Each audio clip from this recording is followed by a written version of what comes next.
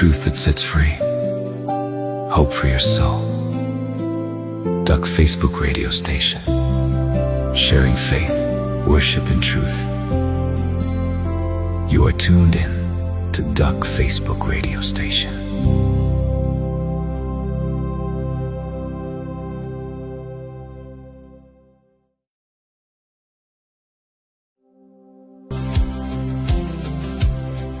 Hy het hulle een gemaak van die begin af, 'n verbond voor God. Hy verlaat sy huis, kleef aan sy vrou, twee wêrelde word een. Met liefde en trou is hul verbind, 'n verbond voor God, tot die dood hul skei.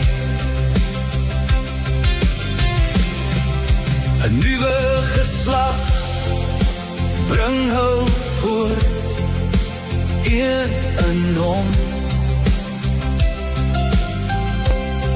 Drie dubbele band kan nie breek. Met liefde en troost is hul verbind, 'n verbond voor God, tot die dood hul skei.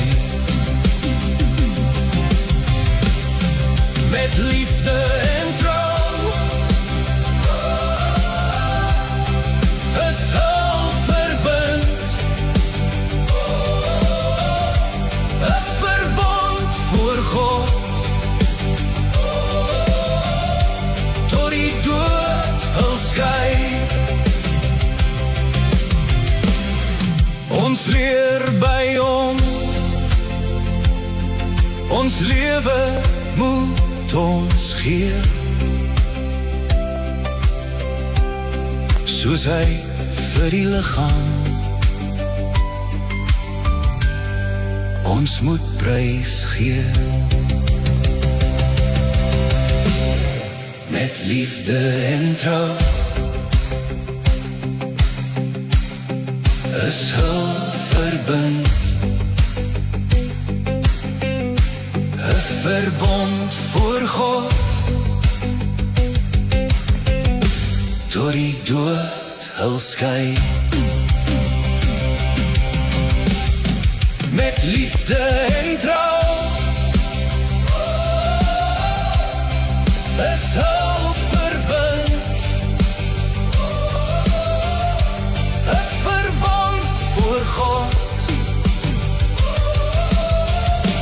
tot die dood hul skei.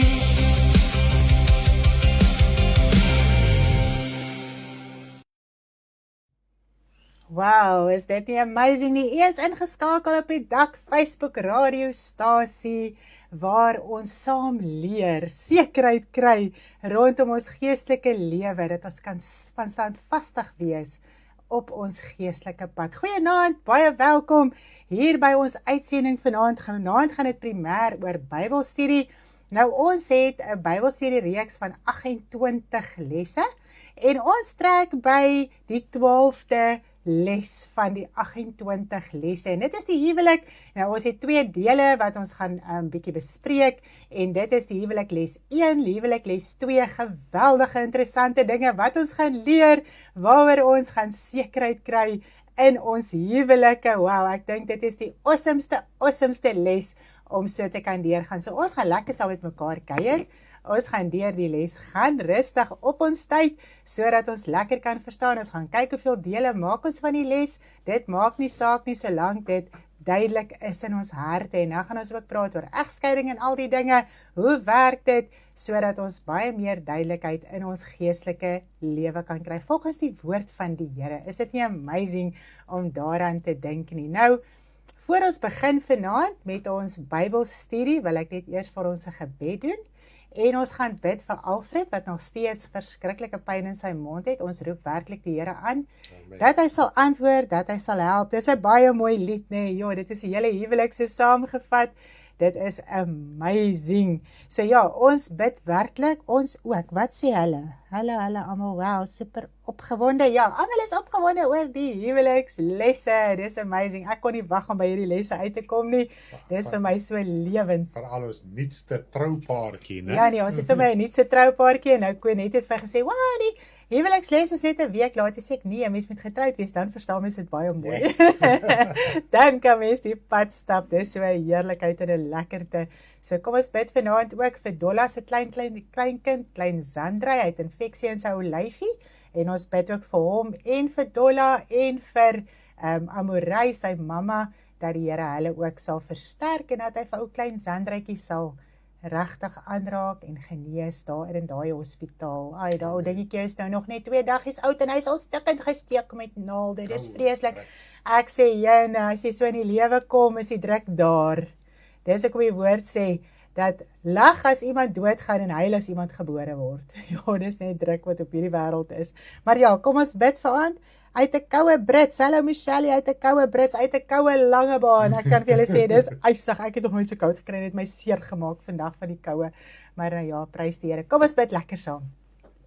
Vader, vanaand is ons harte so dankbaar en bly en opgewonde om net weer voor U te kan kom, Vader. Dis altyd so 'n heerlikheid om met U te kan praat. Here, ons harte is so oop en groot en ontvanklik teenoor U, en ons is so dankbaar om U kinders te wees en dat U ons siele kom red het en kom verlos het en kom vrymaak het uit hierdie wêreld uit, Vader. Here, dat ons 'n vooruitsig het om te kan hemel toe gaan, terwyl ons hierdie pad so stap en Here, dit eindtyd moet stap, het ons daai hoop in U dat ons ewige lewe kan beerwe. Dis ons erfenis, dit is waarvoor ons, Here, op hierdie aarde ywer is om in U koninkryk te kan ingaan. Baie dankie dat U ons help en deurdra en versterk en krag gee. Here, en vanaand wil ons bid vir Alfred, terwyl hy daai geweldige pyn in sy mond het, Here, dat U 'n uitkomste sal stuur. Here, ons harte roep uit voor U vanaand, Vader, vir hulp. Here, Lydia sal moedeloos, sy werk al, Here, dubbelskofte en dinge net om, Here, al hierdie dinge aan die gang te hou. Sy's gedaan. Here, Alfred het al vanoggend gehuil van al die pyn, die druk is geweldig in daai huis. En ons wil, Here, as medebroers en susters, asof ons ook 'n liggaam het, Vader, Amen. dat ons bid vir hulle vanaand, Here, dat U sal help.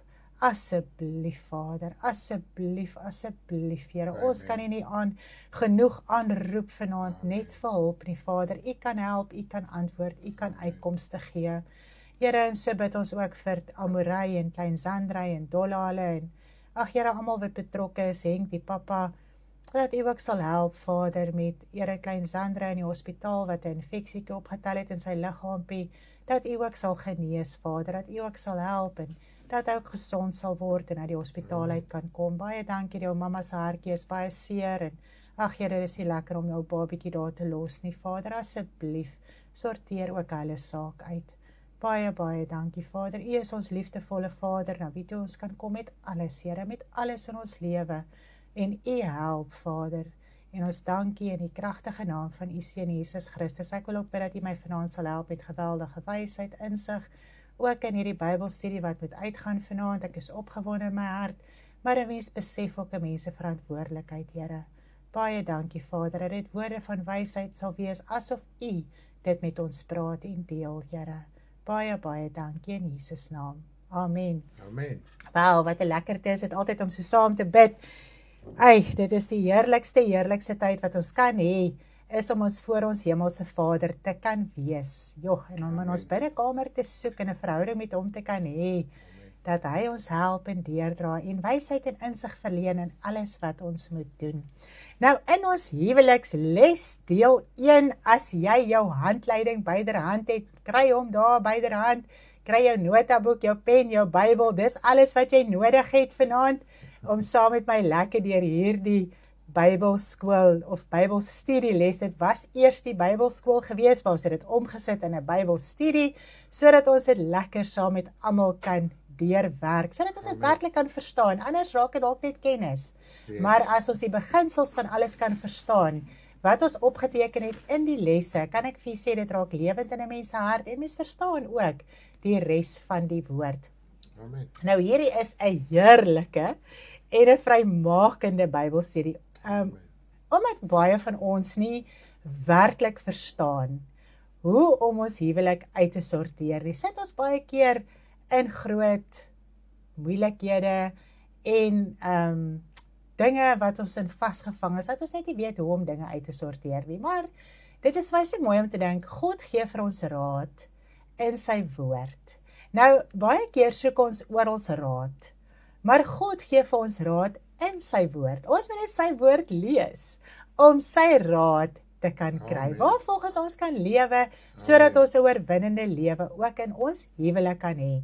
Nou, wanneer ons dit verstaan en toepas, kan ons 'n oorwinning lewe, baie onnodige drange, begeertes en menslike opinies kan afval, sodat ons lewensmaat met opregte liefde en respek kan behandel. So wanneer ons die woord aanneem en ons pas dit toe, kan daar soveel dinge afval in ons huwelik, wat baie probleme veroorsaak, wat baie bitterheid, baie keer seer en al die dinge veroorsaak. Dit kan afval van ons af. Dit is net so maklik wanneer ons die woord aanneem, wanneer ons volgens hom lewe en wanneer ons erken in ons lewe wat ons moet uitsorteer volgens die woord van die Here. Nou Stanley gaan net vanaand vir ons so ietsie sê rondom die studie voor ons gaan begin. Dit is altyd vir my so lekker dat hy so 'n bietjie insaai het. Ek sê nou die dag vir my man, as jy net 'n oomblik opstaan, dan voel ek verlore. Want jy is by die grootste sekuriteit langs my en ek wil altyd onderwerp aan hom. So dis my so awesome dat hy net vanaand vir ons ietsie wil sê voor ek gaan begin met die Bybelstudie. Ja, nou heel eerste, wanneer ons kyk na die Bybelstudie. Dankie my vrou. Ja, ek val sommer net by die Goeienaand. Goeienaand. Ja, ek val hier by 'n ding en ek is al so mee lewe en dit voel of ek al klaar hulle gesê het en alles. Maar net min goeienaand julle almal. Dis ons nie moet wees nie, hoor, mens moet nie ongeskik.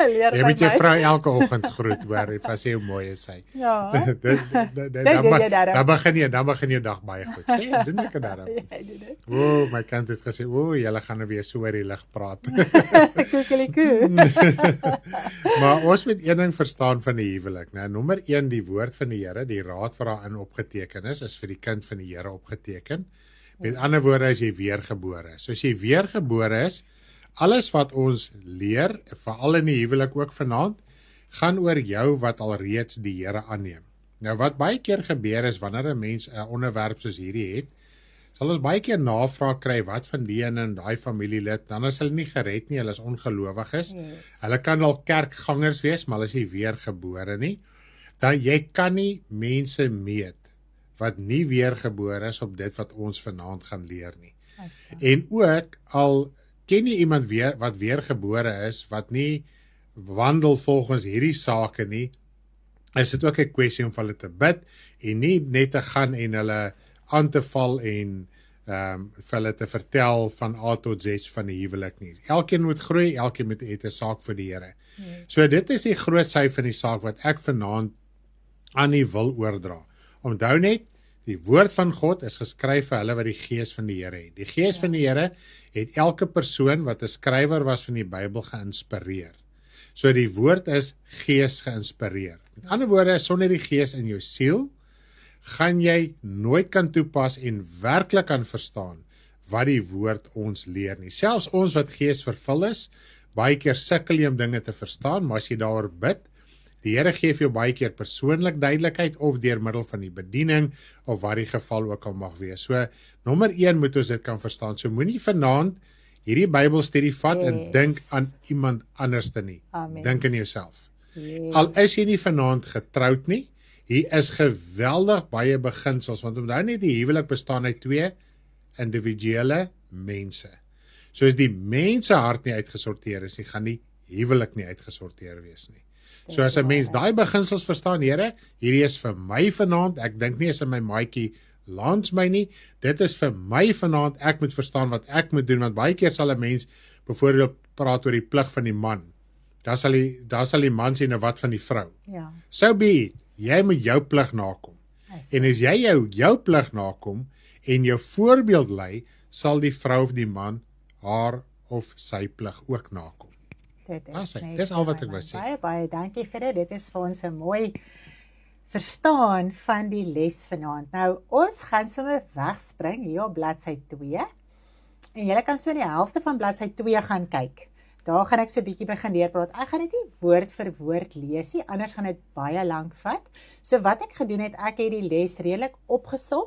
Maar dit wat ek vanaand gaan deurgaan, gaan jy vind in bladsy 2 tot omtrent bladsy 9 na 10 toe. So dit is omtrent wat ons vanaand gaan behandel in hierdie Bybelstudie. Nou ons gaan vanaand vasstel dat die huwelik nie 'n mensgemaakte instelling is nie, maar dat dit deur God ingestel is. Met dit in gedagte, moet ons die huwelik in die lig sien en die erns daarvan sien en dit ook so benader en toepas. So dit is deur God ingestel, nie deur 'n mens nie. Okay. Nou dis belangrik om alles rakende die huwelik in die Bybel te bestudeer, waarin God se voorskrifte vir die huwelik opgeteken is. Nou die huwelik is nie iets wat ligtelik moet opgeneem word nie, maar ons moet dit verstaan, want ons moet verstaan wat is God se bedoeling hiermee. God het die huwelik ingestel met 'n spesifieke doel. So God het die huwelik ingestel met 'n spesifieke doel. En ons gaan daai doel lees in Maleagi. Okay? Maleagi 2 vers 15. Ek gaan net vir ons die skrif opsit. Maleagi 2 vers 15.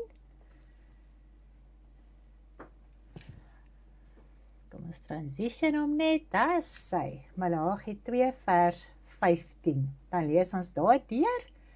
En dan kan ons mooi sien wat was aanvanklik die doel van die huwelik wat God ingestel het. Hy het dan nie een mens gemaak nie, alhoewel hy gees oorgehad het. En waarom die een?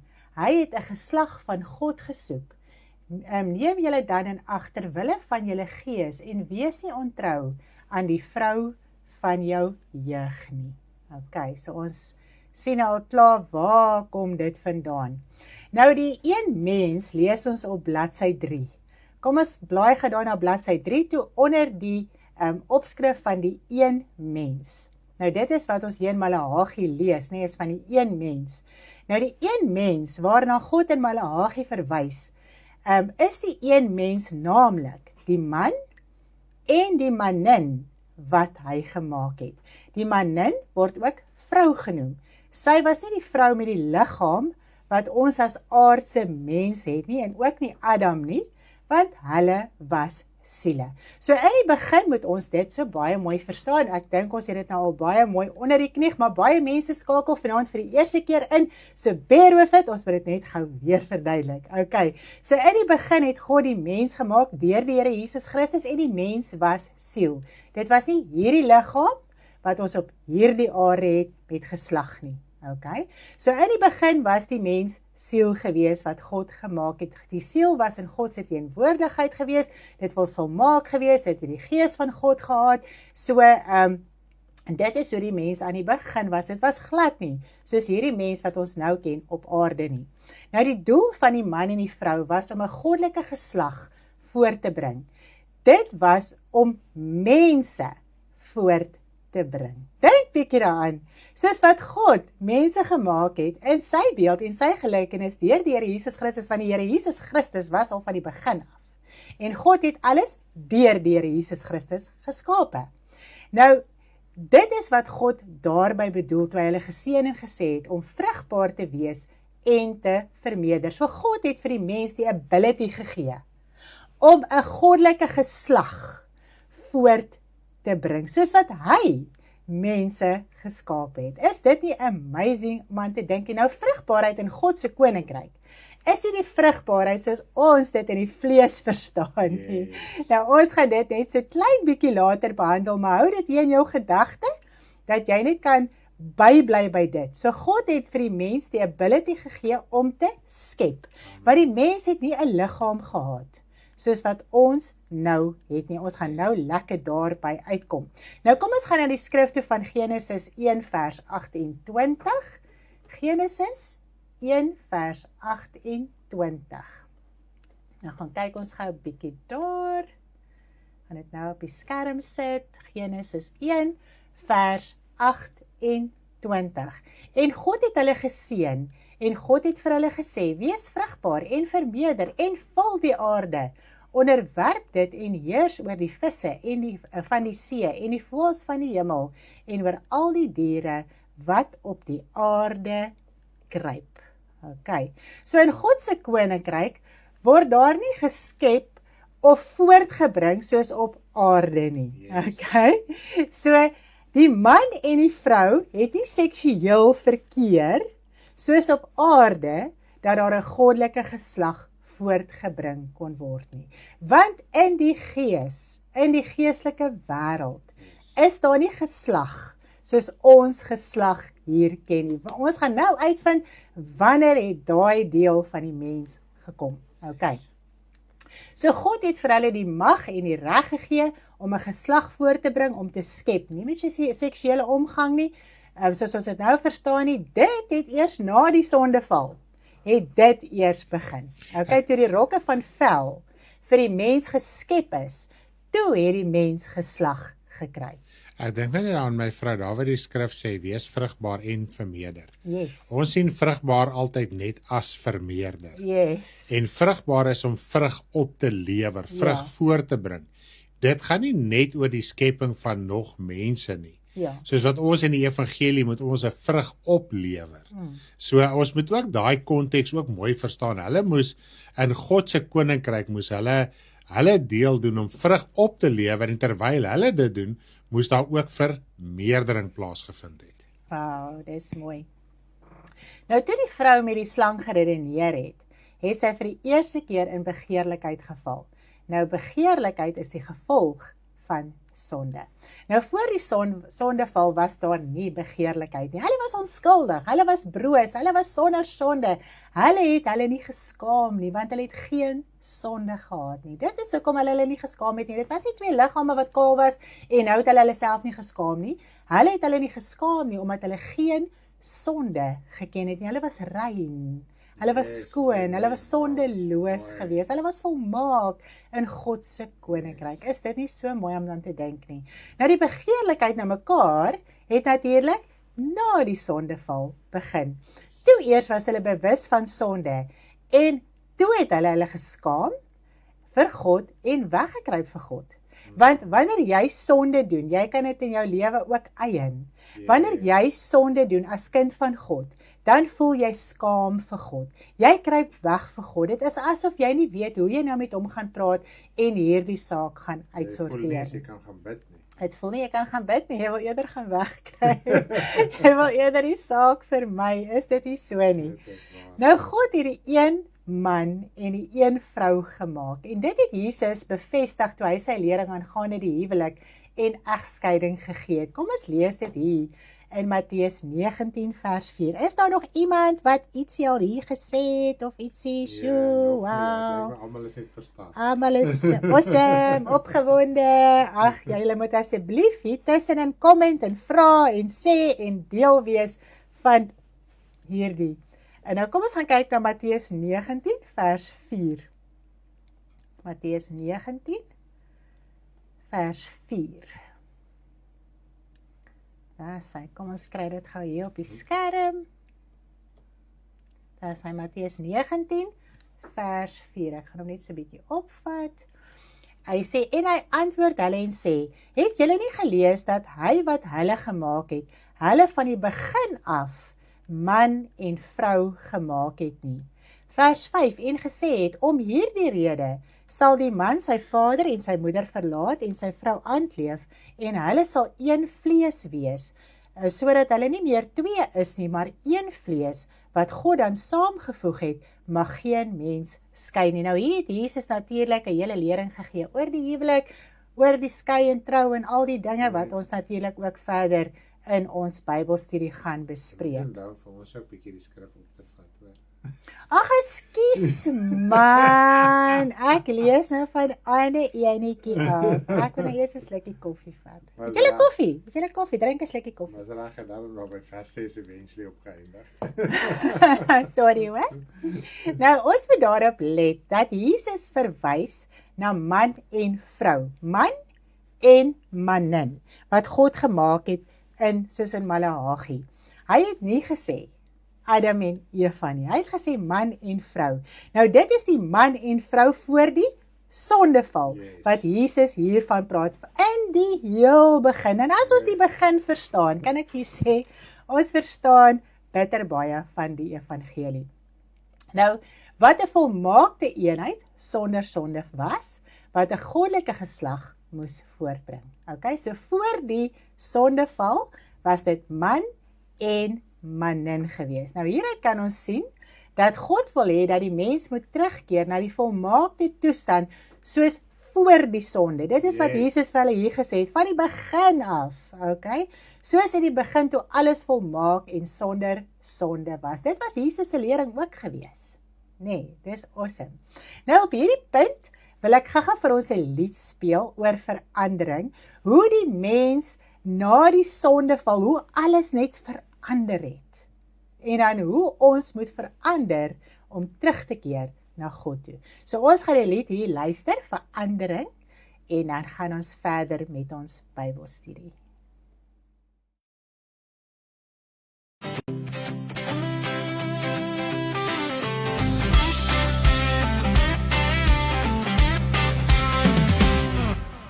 Alles was volmaak, geen kennis van sonde. Satan verlei die mens, sonde bring verandering. Verandering in die vloek, die mens is verlore, verlore sonder hoop. Die vloed bring verandering, goddeloosheid word weggeneem. Alles weer nie, maar die mens bly boos. Wêreld wag, die mens soek hoop, maar God het reeds voorsien. Jesus kom sterf vir die mens, wraak verander in hoop. Redding en verlossing, ons kan terugkeer na volmaaktheid, soos in die begin. 'n lewe vry van sonde, nuwe lewe in Christus. Wat 'n verandering, so groot in Christus. Wat 'n verandering, so groot in Christus. Die duiwel is oorwin, die mens is vry. Nou nog groot verandering, waarvoor ons wag. Geduldig wag ons tot daardie dag. Wat 'n verandering, so groot in Christus. Die duiwel is oorwin, die mens is vry. 'n lewe vry van sonde, nuwe lewe in Christus. Ons wag geduldig tot daardie dag. Wat 'n verandering, so groot in Christus. Die duiwel is oorwin, die mens is vry. 'n lewe vry van sonde,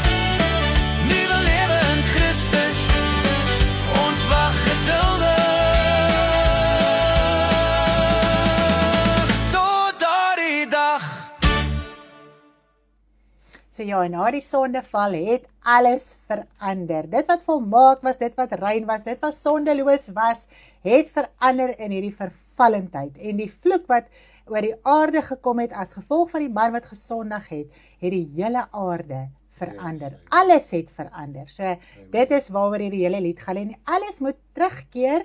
Ons moet terugkeer na God toe. En die enigste manier ons terugkeer na God toe, gaan ons nou by uitkom. So ons gaan lekker deur die skrifte sien. Ek sien my man het vir ons lekker skrifte hier opgesit, dat ons kan verstaan, daar is nie geslag in die hemel nie, okay?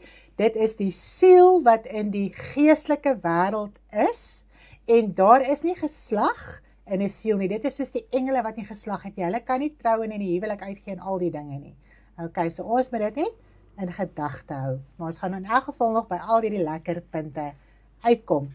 Nou die doel van alle fasette onder die Nuwe Testamentiese wet van genade deur Jesus Christus was dat ons anders moet verstaan as wat in die Ou Testament is. Dit is die nuwe wet van genade, vergifnis, verlossing en al hierdie dinge. So ons moet alles in oënskou neem, nie net die huwelik nie. Maar natuurlik is ons besig met die huweliksles vanaand. Nou met Jesus se lering het hy bevestig dat God die man, Adam, en die vrou wat na die sondeval, Eva geword het, in die eenheid van die huwelik gemaak het. Okay, voor die sondeval was hulle in die eenheid van die huwelik gewees. So Eva was nie al in die tuin van Eden Eva genoem nie. Okay? Sy was eers na die sondeval en ons gaan nou daarby uitkom. Nou dit is waarom die huwelik 'n instelling van God is, met 'n besluit om in die huwelik in te tree. Bevestig ons as mens dat God die man en die vrou een gemaak het aan die begin met die doel om 'n goddelike geslag voor te bring. So ons erken dit, ons verstaan dit en dit is ook hoekom ons in die huwelik tree. Okay. Nou, hulle was wel twee persone, dit was nou die man en die manin, maar hulle moes as een funksioneer. Die manin was die man se hulp gewees. Okay, die vrou. Sy was die man se hulp gewees. Okay, want God het vir hom 'n hulp gemaak. Nou, die een kon nie sonder die ander dinge doen nie. Die slang was heeltemal bewus daarvan en daarom het hy geweet hy moet die vrou eenkant kry om haar te verlei en hy het dit natuurlik ook reg gekry en dit lees ons in Genesis 3 vers 1 tot 6. So hy het die vrou eenkant gekry en hy het haar eenkant verlei want sy en die man moes alles saam doen. Sy was sy hulp gewees. Okay. Nou albei man en nou het julle ore mooi hou, dat julle kan verstaan wat ek sê, anders gaan dit 'n groot verwarring skep. So is almal by my. Albei man en manin was manlik, alhoewel daar geen fisiese geslag is nie. Yes. Okay. So in die geestelike wêreld is daar nie geslag nie. Maar hulle was soos God en Jesus en die engele, hulle word uitgebeeld as manlik. Ons verstaan dit, hulle is manlik. Yes. Okay, sonder fisiese geslag. Amen. Okay, want wat beteken manlik? Manlik beteken krag, autoriteit, gesag om te skep en al die dinge. Dis glad nie soos die aardse nie. Dis eers as die aardse man nie. Okay. Wat ons moet leer om manlik en sterk te word, al is ons man, al is ons vrou. Om die Here te dien is om manlik en sterk te wees. Om die woord te onderhou is om manlik en sterk te wees. Dit is wat ons by moet uitkom. So in die begin was dit nie Eva die vrou gewees wat ons verstaan is. Hulle was man en manin gewees. Yes. Albei was manlik gewees. Okay. En na die sondeval het alles verander. Wat het toe gebeur? Right, is dit Grieks wat ons praat of is ons by? Ons is by, sê Kathleen. Nou, man en manin was uitgedryf uit God se teenwoordigheid uit. Hulle was steeds in die geestelike wêreld. Hulle was uitgedryf uit God se teenwoordigheid, sy direkte teenwoordigheid uit, want sonde kan nie in God se teenwoordigheid wees nie. En daar was nog nie vergifnis vir die mens gewees nie. Dit het later gekom, so God kon hulle nie net vergewe en in die hemel hou nie. Hy moes hulle uitdryf uit sy teenwoordigheid. Nou, omdat hulle siel was, en ek wil hê ons moet hier baie mooi fokus, dat ons iets kan verstaan, iets kan klik vanaand. Omdat hulle siel was, kon hulle nie op aarde lewe as siel nie. Want die siel is 'n geestelike liggaam. So hulle was nog steeds in die geestelike wêreld met hulle siel. Okay, die aarde is vervloek. En op die aarde het God vir die mens die rokke van vel geskape. Dit is hierdie liggaam wat ons het, wat geslag het. Okay? En dit is verbind aan hulle siele. Want daar moes iets gebeur dat hulle siel nie vir ewig in duisternis vasgevang sou bly in die mag van Satan wat hy gekry het omdat hulle gesondig het nie. Okay? So toe skep God vir hulle liggame, rokke van vel, wat hy verbind het aan hulle siel, sodat hulle siel op 'n stadium kan loskom en vrykom. Nou dis waar die Here Jesus Christus natuurlik inkom, dis wat hy kom doen het, maar ons gaan nou daarby uitkom. Ons moet net eers verstaan dat dit is wat in die begin gebeur het. Dit maak mense in 'n geweldige verwarring.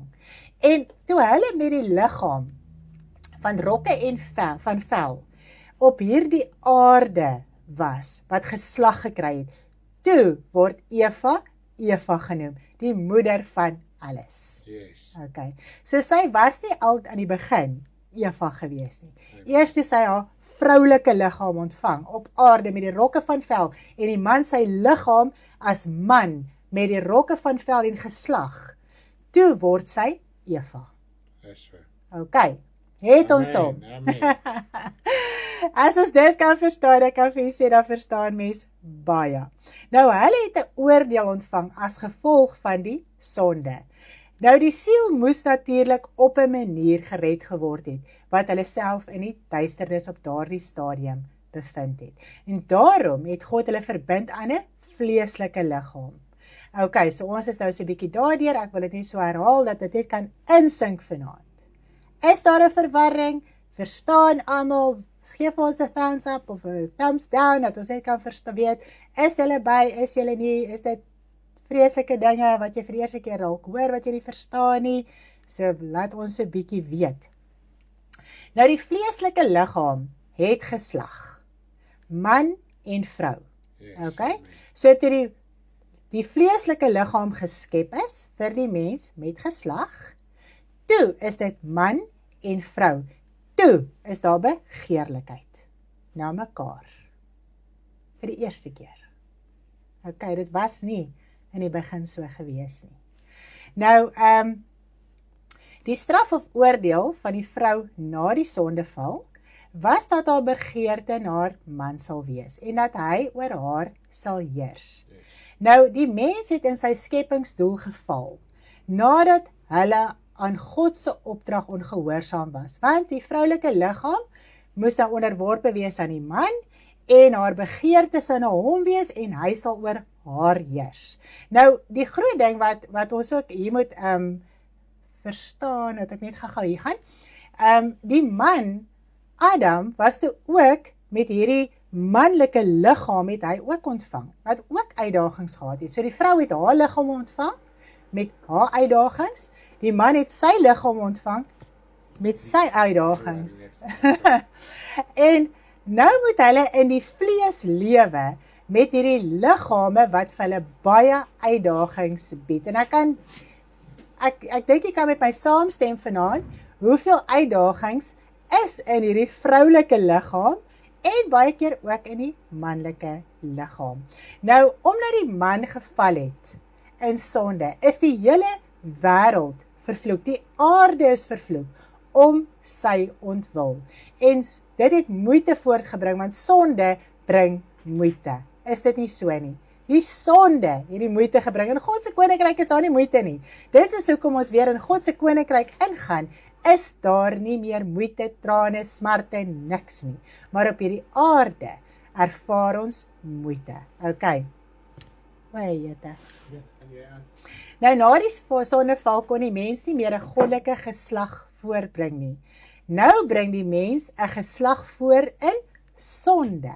Okay, so, voor die sondeval was daar nie geslag, begeertes, niks nie, hulle was siel gewees. Toe moes hulle in God se koninkryk skep, hulle het die ability gehad om te skep. Nou, na die sondeval, toe kon hulle nie meer 'n goddelike geslag voortbring nie, want hulle kon nie meer skep nie. Toe moet hulle met seksualiteit, moes hulle toe 'n geslag voortbring in sonde. Want hierdie liggaam is die liggaam van sonde. Nou kom ons lees gou hierso in Psalm 51 vers 7. Psalm 51 vers 7, wat dit nou vir ons so mooi bevestig. Waar is my Psalm nou?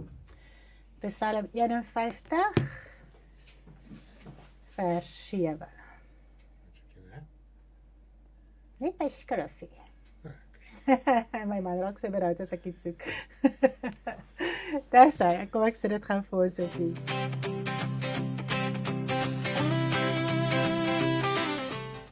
Sorry. Okay, daar is my skrifte. Daar is my kamera, daar sê. Okay, so wat hy hier vir ons sê in Psalm 51 vers 7? Kyk, in ongeregtigheid is ek gebore, en in sonde het my moeder my ontvang. Okay, so hulle het nie meer 'n goddelike geslag voortgebring na die val in sonde nie. Toe kry hulle hierdie liggaam, die begeerte na mekaar, dis hoe dit moes werk, om verder 'n menslike geslag op hierdie aarde te kan voortbring in sonde. Okay, so het ons hom so. Nou Jesus was ook in hierdie sondige liggaam gebore. Okay, so almal wys vir my, hy is sharp, hulle is by, hulle verstaan, mooi, okay. Ek sien nou, okay. Jesus was ook in hierdie sondige liggaam gebore, sodat hy ons uit die sonde en uitdagings van hierdie sondige liggaam kon verlos. Hy het vir ons die voorbeeld kom stel, en hoe ons dit reeds op aarde al kan bekom. Weereens, ek wil dit net weer vir ons lees. Hy het vir ons die voorbeeld gestel, hoe ons reeds op aarde weereens 'n goddelike geslag kan voortbring. Dit kan alleenlik deur middel van die wedergeboorte gebeur. Nou, ons gaan lekker vanaand oor al hierdie dinge praat, ons gaan dit saamvat, en dan gaan ons mooi verstaan. Okay, so, met die sondeval, toe kry hulle hierdie liggaam, hulle kan nie meer 'n goddelike geslag voortbring, soos wat God het aan die begin gesê het, wat moet gebeur nie. Nou is hulle in hierdie liggaam, nou moet hulle seksueel 'n geslag voortbring in sonde. Okay, kom ons lees in 1 Johannes 3 vers 9, 12 en 13. 1 Johannes 3 vers 9, 1 Johannes 3 vers 9, ekskuus, net eers dit. Sorry my man. Okay, 1 Johannes 3 vers 9. 1 Johannes 3 vers 9. Ag, dit is so lekker om so saam te kuier. 3 vers 9. Gaan dit gou op die skerm kry. 1 Johannes 3 vers 9. Elkeen wat uit God gebore is, doen geen sonde nie, omdat sy saad in hom bly, en hy nie kan sondig nie, want hy is uit God gebore. Nou, dit is al klaar 'n groot verwarring wat ons baie keer het, dat as ons voel, wanneer ons God se kind is, wanneer ons die Here Jesus Christus aangeneem het, wanneer ons ons hart vir die Here oopgemaak het vir die Here Jesus Christus, sodat God vir ons die wedergeboorte kan skenk, dan doen ons geen sonde ooit meer nie. Okay? Omdat sy saad in ons bly. Maar al wat die woord vir ons hierso sê, is dat ons mag nie meer sondig nie. Dis wat moet gebeur. Ons mag nie meer sondig nie. Okay, ons moet bewuslik verstaan, ons mag nie meer sondig as ons uit God gebore is nie. Nou kom ons lees in Johannes 1 vers 1, Johannes 1 vers 12 en 13, Johannes 1 vers 12 en 13. Maak dit nog sin sover? Maak dit nog sin, my man? Soos nog shoppies? Okay, as my man sê dis reg, dan is dit reg. Hy sê, maar almal wat hom aangeneem het, aan hulle het hy mag gegee om kinders van God te word, aan hulle wat in sy naam glo. Wat nie uit die bloed of uit die wil van die vlees of uit die wil van 'n man nie, maar uit God gebore is. So, die groot ding wat ons moet verstaan, dat hierdie vleeslike geboorte is die geboorte uit die wil van 'n man uit. Okay? Ons het 'n pa. Okay? En jy word deur sy saad word jy gebore op hierdie aarde deur seksualiteit. Maar in God se koninkryk, om God se kind te word, moet jy weergebore word. Okay? Jy moet 'n tweede geboorte deurgaan, 'n geestelike geboorte, om God se kind te word. Dis uit die wil van God maar nie uit die wil van 'n man nie. Okay. Kom ons gaan aan. Nou net soos wat 'n sondige en menslike saad wat deur die wil van 'n man voortkom veroorsaak dat ons in hierdie sondige wêreld met hierdie sondige liggaam gebore word, kan ons innerlike in die wedergeboorte verander. Nou word jy gebore uit God deur 'n geestelike geboorte. Okay, nou in die wedergeboorte ontvang ons siel, dit is die innerlike, dis jou geestelike liggaam, okay, wat in die geestelike wêreld is, wat verbind is aan hierdie liggaam, die saad van God, die ingeplante woord, want ons neem die Here Jesus Christus wat die woord is aan in ons lewe, en dit is ons innerlike wat vernuwe word deur die gees wat ons ontvang met ons wedergeboorte, wat ons na die beeld van die Skepper verander, soos in die begin, deur wedergeboorte. Okay, so dis die enigste manier wat jou siel weer uitgesorteer kan word, is deur wedergeboorte. En dit is hoekom die mens hierdie vleeslike liggaam ontvang het. Okay, sodat hy deur hierdie vleeslike liggaam 'n besluit kan neem. Want die Here Jesus Christus het gekom en hy het sy offer kom bring. Hy het ons kom versoen met die Vader. Hy het gesorg dat daar vir ons vergifnis kan wees. Hy het die duiwel oorwin. Hy het die sleutels van die dood en die doderyk gekry terug by Satan. En Satan het nie meer die mag oor die siel van die mens nie. Wat in die Ou Testament moes elke mens hel toe gaan. Satan het die mag oor die siel gehad as gevolg van die sondeval. En Jesus Christus moes kom. Dit was sy verantwoordelikheid, want die mens is gemaak in die begin deur die Here Jesus Christus geskape. En dit was die Here Jesus Christus se verantwoordelikheid om die mens los te kry van sonde. En hy het gekom en ons kom losmaak. Wow, is dit nie mooi nie? Nou, die enigste manier wat ons nou weer 'n goddelike geslag na vore kan bring. Ons kan nie meer fisies skep op aarde. Ons kan nie mense net meer skep soos wat dit in die begin was, wat God die ability vir Adam en Eva gegee het nie. Al hoe ons nou 'n goddelike geslag kan voortbring, is wanneer ons tot wedergeboorte kom en jy kan weer ander siele win en tot wedergeboorte lei. Yes, En dit is hoe jy weer 'n goddelike geslag na vore kan bring, deur die prediking van die woord. Jy word 'n disipel en jy word 'n disipelmaker. Okay? En so is dit hierdie soubol wat gaan. Dis al hoe ons weer 'n goddelike geslag na vore kan bring. So die mens moet sy hart oopmaak wat verlore was aan die begin na die sondeval. Daar was nie vir hom hoop nie, daar was nie vir hom verlossing nie, daar was nie vrymaking nie. Satan het die mag oor sy siel gehad. Hy kon nie loskom nie, hy kon nie vrykom nie toe die Here Jesus Christus kom. Toe gee hy vir ons daai verlossing en hy bring vir ons vergifnis, sodat ons kan loskom van die mag van die duiwel. En nou kan ons deur dit te doen en aan te neem en te verander na die beeld van God terug na soos in die begin. Deur die gees wat ons ontvang in ons siel, kan ons nou weer 'n goddelike geslag voortbring. Maar dis nie 'n vleeslike geslag nie, dis 'n geestelike geslag.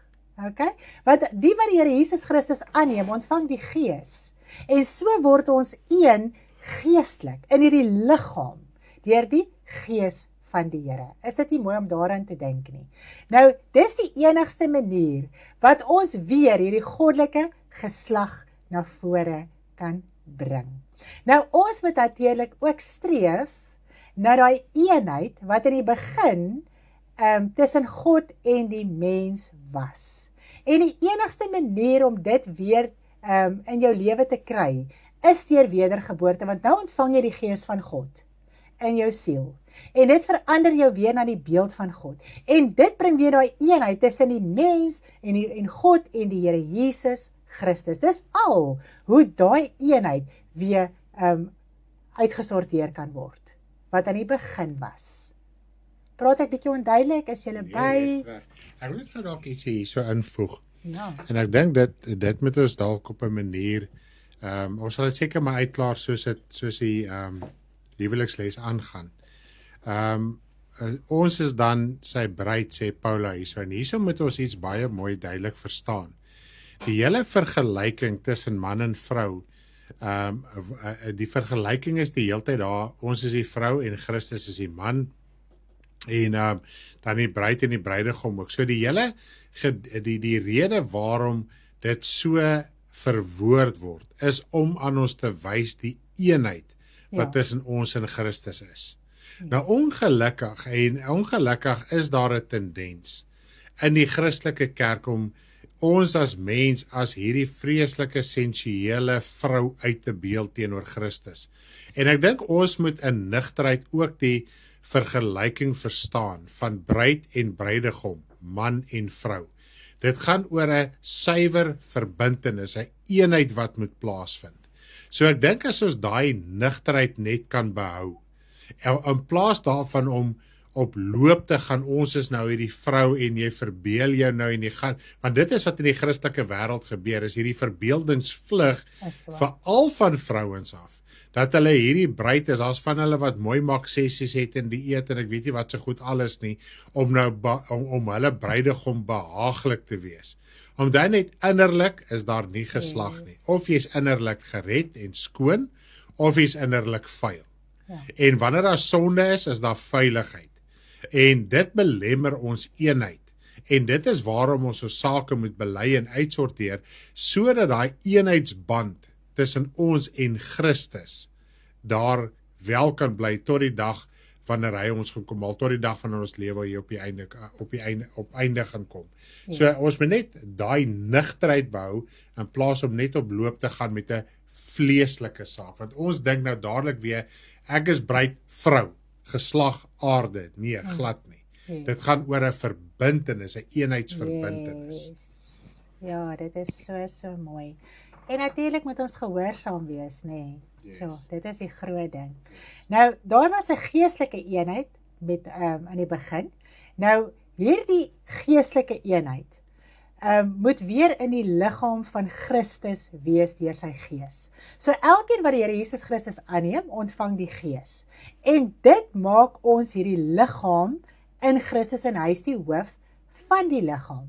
En ons moet in daai eenheid bly. Ons moet die woord bly doen en toepas om in die liggaam te kan bly, om een met die Here Jesus Christus te kan bly. Want baie keer is dit asof ons iets toeëien, maar ons is nie gehoorsaam aan die woord, soos dit opgeteken is nie. En baie keer sonder ons onsself af, ons skei onsself af, ons verwyder ons eintlik self uit die liggaam uit.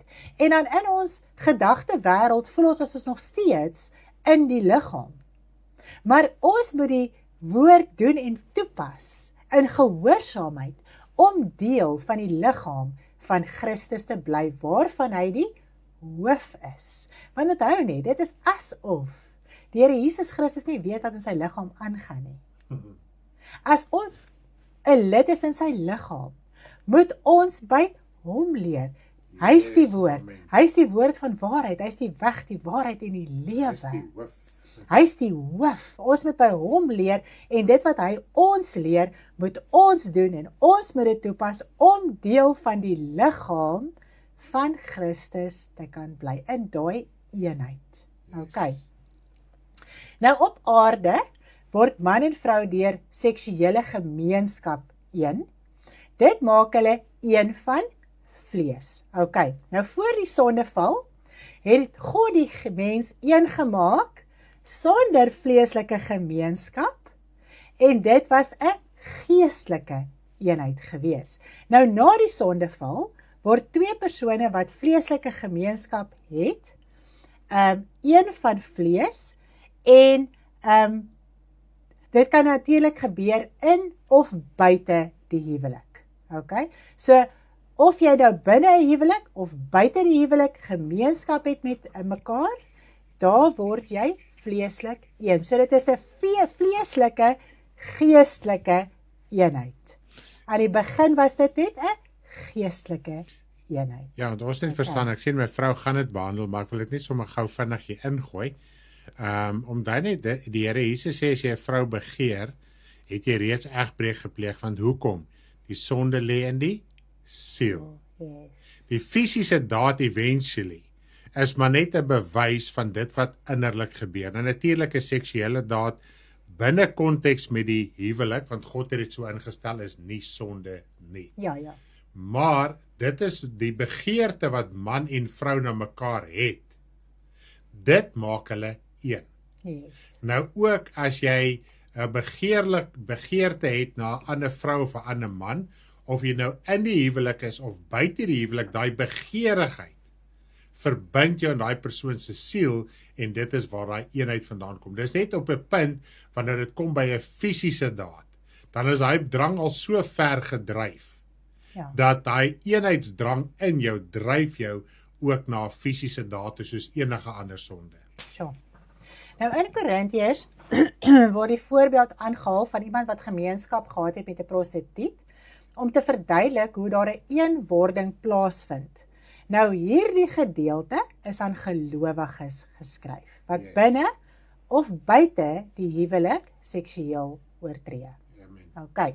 So kom ons gaan kyk na die skrif in 1 Korintiërs 6 vers 13 tot en met vers 17. Kom ons gaan lees dit gou so lekker deur. Ek hoop almal is nog by, dit maak sin, ons gaan nie te vinnig nie. As jy na die tyd vra, asseblief kontak ons, as iets nie vir jou sin maak nie, kontak ons, dan kan ons jou lekker verduidelik, hoor.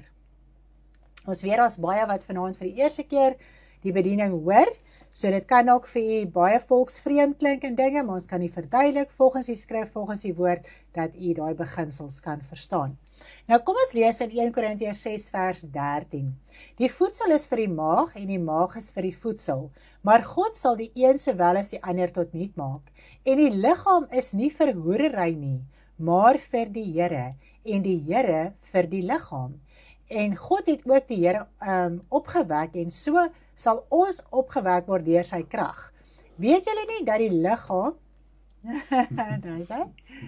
Weet julle nie dat die liggaam waar was ek nou? Weet julle nie dat julle liggame lede van Christus is nie? Sal ek dan die lede van Christus neem en dit lede van 'n hoer maak? Nee, stellig nie. Of weet julle nie dat hy wat 'n hoer aanhang met haar een liggaam is nie, want die twee, sê hy, sal een vlees wees. Maar wie die Here aanhang, is een gees met hom. Amen. Dit is so mooi vir ons hier verduidelik. So hoerery maak jou een. Dis 'n vleeslike, geestelike band wat kom wanneer daar seksualiteit tussen man en vrou is. So dis die enigste manier wat twee mense een kan word. En natuurlik, dit is hoe mense nou ook nogal kan begryp op hierdie stadium, hoekom daar soveel molesterings en verkrachtings en al die dinge plaasvind, want Satan is brutaal. Hy wil jou verbind aan iemand. Yes, amen. Hy wil jou siel aan die hande kry. As Yes, klein amen. kind, as klein dogtertjie, as klein seentjie. Yes, sir. Wil hy alreeds daai siel van daai kind of daai dogtertjie of seentjie in die hande kry. Amen. En hy bind vir hulle, hy hou vir hulle gebonde, want jy's vleeslik, geestelik een met 'n persoon. Dis die enigste manier. Okay? En dit is so, al manier wat daai band kan breek, is wanneer jy die Here Jesus Christus aanneem Amen. in die wedergeboorte, dan breek elke vloek van sonde, breek oor jou. Amen. Okay, en jy kan loskom en jy kan vrykom. Daar's baie dinge wat opgebou word in jou lewe as gevolg van molestering en verkrachting, natuurlik. Maar as jy die Here Jesus Christus aanneem, dan breek dit oor jou en dan kan jy die pad van oorwinning begin stap, die pad van verlossing en vrymaking en jy lewe kan deurbreek in jou innerlike. Jy kan loskom, jy kan vrykom van wat jy in jare mee gebind is. Maar ons kan nie sondaars gaan beraad om hulle los te kry met so iets nie. Yes. Onthou net, ons moet altyd onthou, dis net die Here Jesus Christus wat daai vloek kan breek wanneer jy hom aanneem. So baie keer loop kinders vir hoe lank in hulle lewe tot op 'n punt waar dit hulle so druk dat hulle die Here Jesus Christus aanneem, wat jy uitroep, wat jy klop, wat jy daai hart oopmaak en oopbreek en daai seer laat uitkom. En dan kan daai vloek, daai sonde oor jou breek. Amen. Okay, so jy kan niks vir so 'n persoon voor dit doen nie. Jy kan nie die vloek oor hom gaan breek. Jy kan nie die vloek oor daai persoon gaan breek nie. OK. Dis juist daai druk in 'n mens se lewe wat jou maak by die Here uitkom. Amen. OK. So ons moet dit net duidelik verstaan. Baie keer is mense so besig met kinders. Ek wil iets oorkom as ek hoor hoe besig mense is met kinders om hulle te beraad en vloeke te breek en te bedien en al hierdie dinge. Dit maak daai kinders in 'n verwarring en opstandig. Daai kind moet sy pad stap om by die Here uit te kom. En as hulle dit doen, dan kom hulle vry. Hulle kom los. Daar is al hoeveel tannies van watter ouderdomme wat ons bedien het, wat hulle jare met hierdie dinge geloop het. Die oomblik as hulle harte oopmaak en die Here Jesus Christus aanneem in daai wedergeboorte, dan breek dit in hulle lewe. Amen. Dis net amazing. Daai seer begin genees, dit begin uitsorteer. Wow, dis amazing. Net om dit hier te noem. So dit is hoekom Satan so brutaal is met hierdie goed. Dit is hoekom seksualiteit so enorm is in hierdie wêreld. Nou kan jy verstaan. Dis al. Dis net van die voëlvanger. Dis die net van die voëlvanger. Van die verderflike pes. Dis wat gebeur. As jy byvoorbeeld pornografie kyk en jy verbind jouself en nou is daar 'n begeerte na hierdie vrou of man of wat ook al wat jy nou daar sien. OK? So nou raak jy verbind. Nou is daar hoeveel duisende miljoene wat na dieselfde dinge kyk. En nou raak almal aan mekaar verbind. En dis hierdie netwerk waarin siele vasgevang word. So dis hoekom seksualiteit so groot is. Dit is hoekom Satan dit so gebruik in hierdie wêreld om siele vasgevang te hou. Ja, en die woord sê is ook die enigste sonde wat jy kan doen teen jou siel. Dis die groot ding. Skuldig of onskuldig. Hy kry jou sielbeet. Sure, dis rof. So ja, ek dink na vanaand kan ons ook verstaan hoekom dit so geweldig is in hierdie wêreld. OK, hoekom Satan so besig is met seksualiteit. Nou kom ons kyk gou-gou ook hierso, want dit kan ook 'n vraag wees dat as ek as vrou byvoorbeeld die Here dien en my man dien nie die Here nie. OK? En ons het 'n seksuele eenheid. Kan dit my verontreinig? Kan dit my skade aandoen? Nou, dit is wat die woord vir ons so mooi sê in 1 Korintiërs 7 vers 14. Gaan lees gerus 1 Korintiërs 7 deur. Dit is soveel mooi dinge oor die huwelik. Ons kan nie alles baie in detail bespreek nie, maar soos ons gaan in die les, gaan ons baie skrifte aanhaal. Maar gaan lees dit vir jouself deur in 1 Korintiërs 7. En ons gaan lees vers 14. Hy sê, want die kom ons sê dit gaan oor op die skerm. Hy sê, want die ongelowige man is geheilig deur die vrou, en die ongelowige vrou is geheilig deur die man, want anders sou julle kinders onrein wees, maar nou is hulle heilig. So, jy hoef nie bekommerd te wees, dat as jy as vrou byvoorbeeld die Here dien, en jou man dien nie die Here nie, hoe hanteer ek dit in die huwelik? OK? Dit kan niks in jou innerlike doen nie. Alright. So ons moet net daai kan verstaan. Yes. OK. Nou ook, wat ook baie keer 'n tendens is by mense, by kinders, hulle voel as ma en pa die Here dien, dan is hulle hierdie goddelike geslag wat voortgebring word, hulle is sommer outomaties gered. Yes. Al dien jou ma en jou pa die Here, en daar's kinders, moet daai kinders nog steeds hulle keuse maak, individueel, om die Here Jesus Christus aan te neem, om te kan hemel toe gaan. Yes. So jou ma en pa wat die Here dien, kan niks vir jou siel doen nie. Yes. Hulle kan nie maak dat jy hemel toe gaan of hel toe gaan nie. OK. So dit is jou keuse, wat jy moet besluit, sodat jy kan hemel toe gaan. Amen. Ek dink dit is maar altyd 'n groot ding, 'n kwessie. Nou ons leer geweldig geestelik uit die huwelik uit. Nou, ons moet weer een word met God en met Jesus, soos wat die man en die manin was voor die sondeval. Nou die enigste manier natuurlik is om geestelik met hom een te word, en dit is deur die wedergeboorte, soos ons nou al mooi verduidelik het. Nou daar is 'n groot verborgenheid in die huwelik. Amen. En dit is ook 'n Amazing. opdrag. Okay. Nou dit is so mooi. Hy sê die man sal sy vader en moeder verlaat en sy vrou aankleef. Want die man en die vrou moet by mekaar uitkom. Dis twee wêrelde wat moet een word. Okay? Dis twee karakters wat by mekaar moet inpas. Dit is 'n geslag wat moet voortgebring word. Okay? So dis 'n nuwe wêreld. Nou jy as man moet jou ma en pa verlaat om jou vrou aan te kleef om hierdie geslag te kan voortbring. Yes. Is dit nie so nie? Dat daai twee wêrelde by mekaar kan uitkom. Nou, dit is geweldig moeilik as 'n man aan sy ma en pa vasklou. Ek sê nie jy moet nie lief wees vir hulle nie. As jy aan hulle vas is om jou lewe in besit te neem saam met jou vrou. Okay. En die man en die vrou moet een wees, nie die man en die kinders nie. Ja, die man en die vrou moet een wees, nie die man en die kinders nie, en ook nie die man en die ma en die pa nie. Okay, en ook nie die vrou en die ma en die pa nie. Die man en die vrou moet een wees. En jy moet lief wees vir almal. Jy moet lief wees vir almal. Daar's 'n Okay. verskil tussen daai eenheid en liefde, né? Yes, daar's 'n verskil tussen eenheid en liefde. Baie keer laat ons die ander se toe in ons lewe, ons raak so een met ander, dat ons nie met ons maatjie kan een word nie. Okay.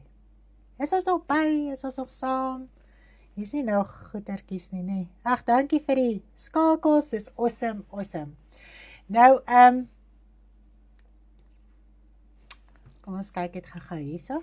Nou die Here Jesus Christus het vir ons kom sterf, om vir ons versoening met die Vader te kom bring, om vergifnis te kon kry. En dit is waaroor die Here Jesus Christus gekom het, sodat ons daai verlossing kan kry, sodat ons harte kan uitsorteer, ons harte vir die Here gee, ons die Gees kan ontvang, een word weer met God en Jesus. Dit is daai hele saak wat moet plaasvind. Nou hy gebruik iets baie mooi hierso, 'n voorbeeld wat hulle verstaan het, om iets oor te dra waarom hy sou opvaar en vir ons gaan plek voorberei. Okay, want in die Ou Testament het die man aan die vrou verloof geraak, dan het hy teruggegaan na sy pa se huis toe. Hy het vir hulle daar 'n huis gebou. Die vrou moes getrou bly en dan het hy teruggekom en hy het haar kom haal. En dan het sy gaan bly waar hy die plek voorberei het. Nou dit is wat Jesus vir ons kom verduidelik het. Hy het sy vrou kom aankleef, hy het kom sterf, hy het ons kom losmaak, hy het ons kom vrymaak, hy het die mag van Satan oor ons kom verbreek. Okay? So hy het sy vrou kom aankleef, die mens kom aankleef. En toe die mens los is en vry is, toe vaar hy terug na sy vader toe, want hy het vir 'n oomblik sy vader se huis verlaat, vir 'n tyd sy vader se huis verlaat, om ons te kom aankleef, om ons te kom loskry en kom vrykry. Okay? En toe vaar hy weer op terug na sy vader toe, en hy sê, ek het gegaan om vir julle plek voor te berei, dat julle kan weet waar ek is. So hulle kon dit volgens dit verstaan. So die Here Jesus Christus het ons kom aankleef, hy het ons kom losmaak, hy het ons kom vrymaak, en hy het teruggegaan na sy vader toe, om vir ons te gaan plek voorberei, sodat ons kan weet waar hy is. Is dit nie amazing nie?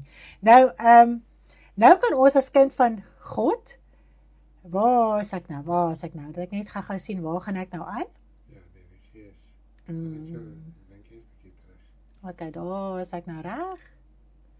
Nou, ons het gepraat oor vrugbaarheid, né? En 'n groot saak van vrugbaarheid, wanneer jy die Here Jesus Christus aanneem, dan word jy vrugbaar in God se koninkryk. Daar is 'n manier dat jy anders kan vrugbaar wees, want nou ontvang jy die Gees. En in die Gees is die vrug, die gawes, die bediening. Okay? Nou kan jy met vrymoedigheid vrug oplewer in God se koninkryk deur sy Gees.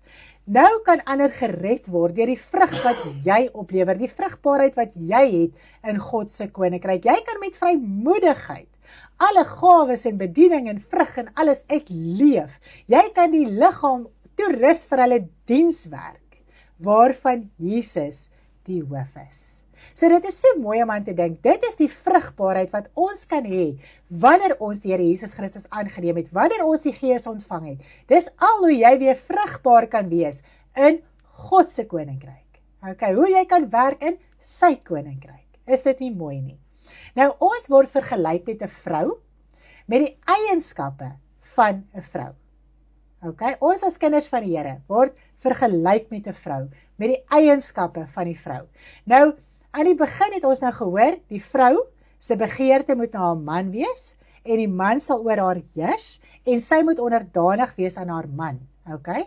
Nou, wanneer ons die Here Jesus Christus aanneem, is dit ons man. Nou moet ons begeerte na hom wees.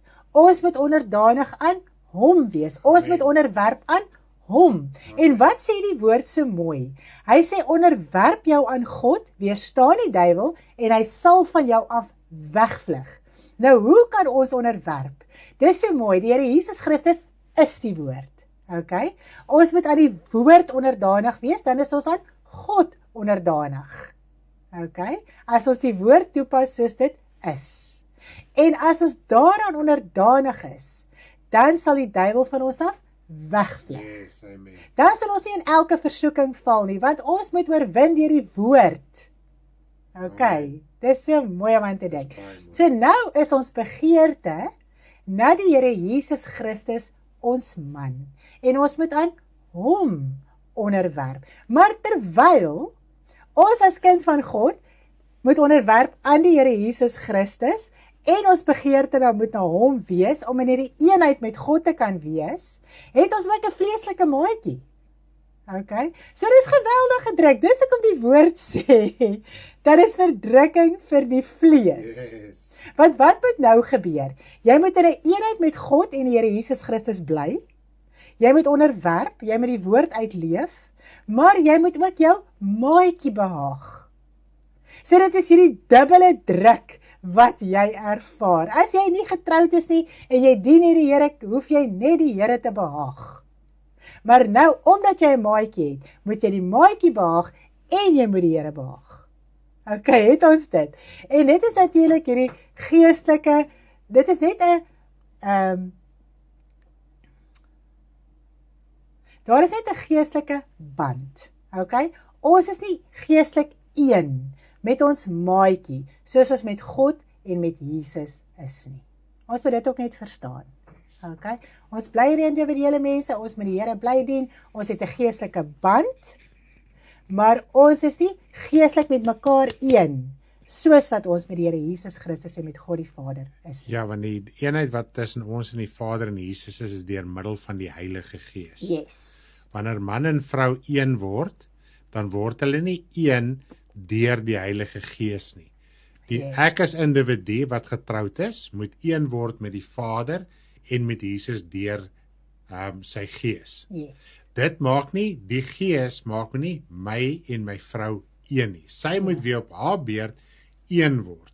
Ja. Nou as sy een is en ek is ons een met Christus, dan funksioneer ons saam in 'n eenheid en dieselfde liggaam. Amen. Maar ons vleeslikheid waarvan die woord praat, daai eenheid is nie deur die Gees nie, omdat die sondaar ook een kan word van vlees. So, dit is so mooi.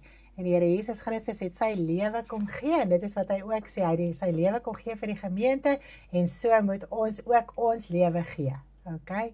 Ons moet ook soos hy wees, ons moet sy voorbeeld volg. Is dit nie mooi nie? En ek dink daaraan dat dit is hoe ons God kan behaag. Deur ons lewe ook te gee, verander. En onthou net, jou maatjie in die huwelik is ook God se kind as hy die Here aangeneem het. Of as sy die Here aangeneem het. So nou is julle broer en suster in die Here. Yes, amen. Okay? En wat jy aan jou broer of jou suster doen, dit doen jy aan die Here Jesus Christus. Dit het my eendag so laat skrik. Om te dink, Vader, hoe hanteer ek my maatjies? Staan net 'n preek gegee en dit is iets wat vir my so in die gesig geslaan het daai dag.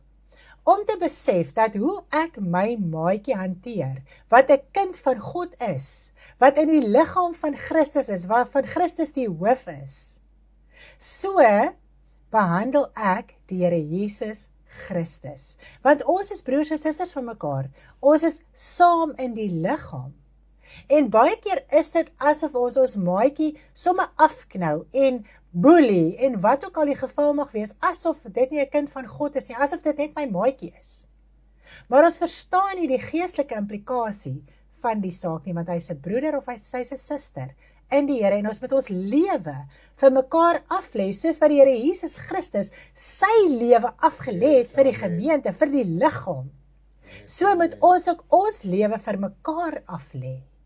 En ek dink weer daaraan dat in die huwelik verstaan ons baie keer nie ons aandeel in baie probleme in die huwelik nie. Nou wanneer die mense gaan herken en verstaan en gaan verander en jou lewe gaan prys gee nie, gaan niks in jou huwelik kan verander nie. Die een maatjie is dalk onder geweldige druk en gee maar net toe want die ander maatjie wil nie verander nie. Of as albei kan verstaan, maar ek sit met 'n geaardheid, jy sit met 'n geaardheid en hierdie geaardhede moet uitsorteer, sodat hierdie wêrelde een kan word. So dit is baie keer 'n geweldige probleem in ons lewe. Ek wil net gou-gou noem met hierdie stars. Wat gebeur is met die stars, nê? Dit is geld wat na waarheen gaan. Dit verdwyn. Kyk, die probleem met die stars is, ek wil baie dankie sê vir almal wat die moeite doen om die stars te stuur, maar die ding is jy moet iets soos ons moet iets soos $100 hê. Dat Facebook eendag gaan uitbetaal en hierdie stars het ook 'n verval tydperk. Ja.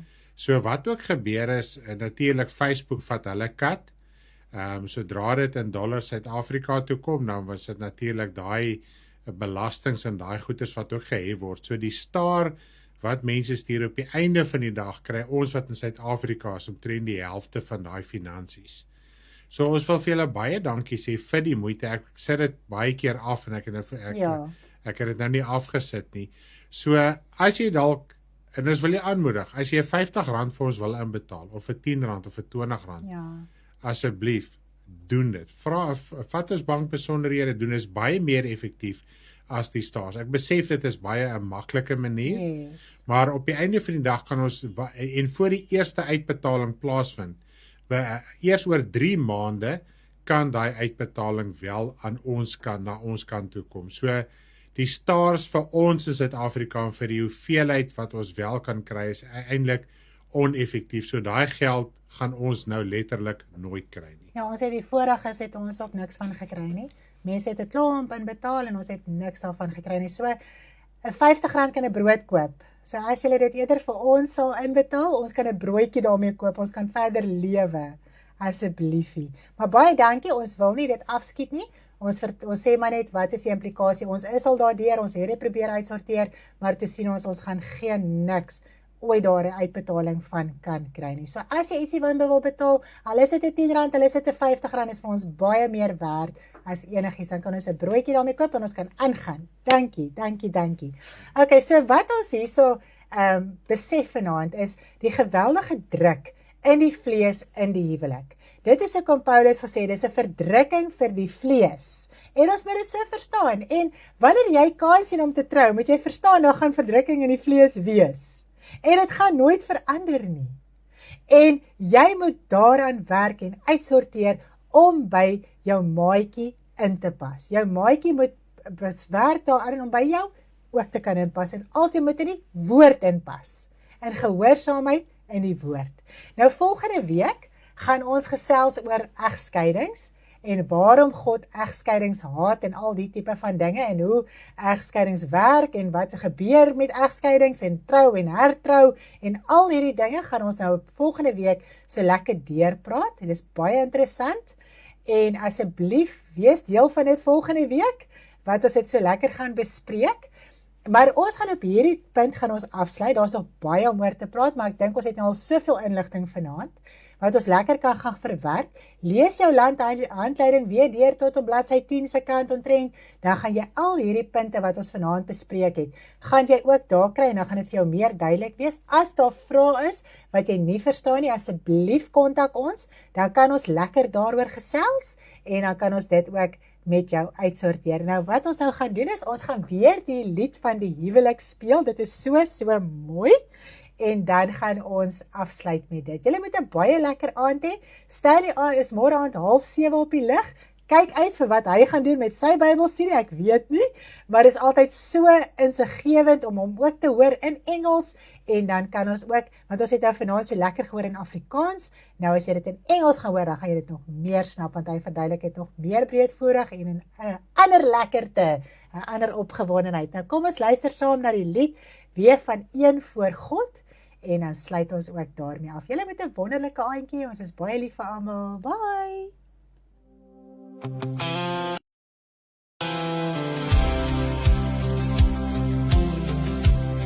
Hy het hulle een gemaak van die begin af, 'n verbond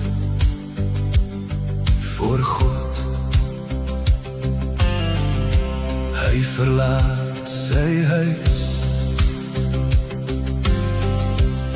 kleef aan sy vrou, twee wêrelde word een, met liefde en trou, is hul verbind, 'n verbond voor God, tot die dood hul skei. 'n nuwe geslag bring hul voort, een in hom, driedubbele band, kan nie breek. Met liefde en troost is hul verbind, 'n verbond voor God, tot die dood hul skei. Met liefde en trouw is hul verbind, 'n verbond voor God, tot die dood hul skei. Ons leer by hom, ons lewe moet ons gee, soos hy vir die liggaam. Ons moet prys gee, met liefde en trou, is hul verbind, 'n verbond voor God, tot die dood hul skei. Met liefde en trouw is hul verbind, 'n verbond voor God,